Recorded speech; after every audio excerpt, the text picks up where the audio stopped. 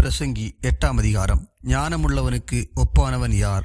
காரியத்தின் தாற்பரியத்தை அறிந்தவன் யார்? மனுஷனுடைய ஞானம் அவன் முகத்தை பிரகாசிக்க பண்ணும், அவன் முகத்தின் மூர்க்கம் மாறும். ராஜாவின் கட்டளையை கைக்கொண்டு நட என்று நான் உனக்கு எச்சரிக்கிறேன். நீ தேவனுக்கு இட்ட ஆணையின்படியே இதை செய். நீ அவன் சமூகத்தை விட்டு விலக துரிதப்படாதே. பொல்லாத காரியத்திலே பிடிவாதமாய் நில்லாதே. அவன் தனக்கு இஷ்டமானதெல்லாம் செய்வான். ராஜாவின் வார்த்தை எங்கேயோ அங்கே அதிகாரம் உண்டு. நீர் என்ன செய்கிறீர் என்று அவனுக்கு சொல்லத்தக்கவன் யார்? கற்பனையை கை கொள்ளுகிறவன் ஒரு தீங்கையும் அறியான். ஞானியின் இருதயம் காலத்தையும் நியாயத்தையும் அறியும். எல்லா காரியத்துக்கும் காலமும் நியாயமும் உண்டு. ஆதலால் மனுஷனுக்கு நேரிடும் சஞ்சலம் மிகுதி. இன்னது சம்பவிக்கும் என்று அவன் அறியானே. அது இன்ன விதமாய் சம்பவிக்கும் என்று அவனுக்கு சொல்லத்தக்கவன் யார்? ஆவியை விடாதிருக்கிறதுக்கு ஆவியின் மேல் ஒரு மனுஷனுக்கும் அதிகாரமில்லை.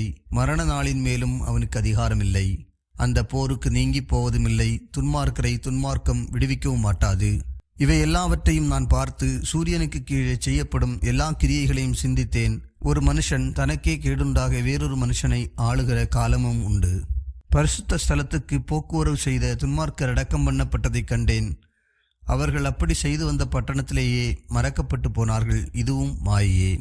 துர்க்கிரியைக்கு தக்க தண்டனை சீக்கிரமாய் நடவாதபடியால் மனுபுத்திரரின் இருதயம் பொல்லாப்பை செய்ய அவர்களுக்குள்ளே துணிகரம் கொண்டிருக்கிறது.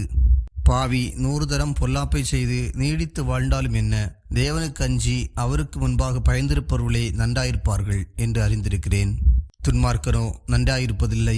அவன் தேவனுக்கு முன்பாக பயப்படாதிருக்கிறபடியால் நிழலைப் போலிருக்கிற அவனுடைய வாழ்நாள் நீடித்திருப்பதில்லை. பூமியின் மேல் நடக்கிற வேறொரு மாயான காரியமும் உண்டு. அதாவது துன்மார்க்கரின் கிரியைக்கு வருவது போல நீதிமான்களுக்கும் வரும், நீதிமான்களின் கிரியைக்கு வருவது போல துன்மார்க்கருக்கும் வரும். இதுவும் மாயை என்றேன்.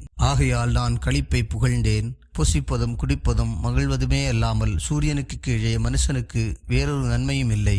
சூரியனுக்கு கீழே தேவன் அவனுக்கு தந்த ஜீவகாலத்தில் அவன் பிரயாசத்தினால் அவனுக்கு நிலைக்கும் பலன் இதுவே.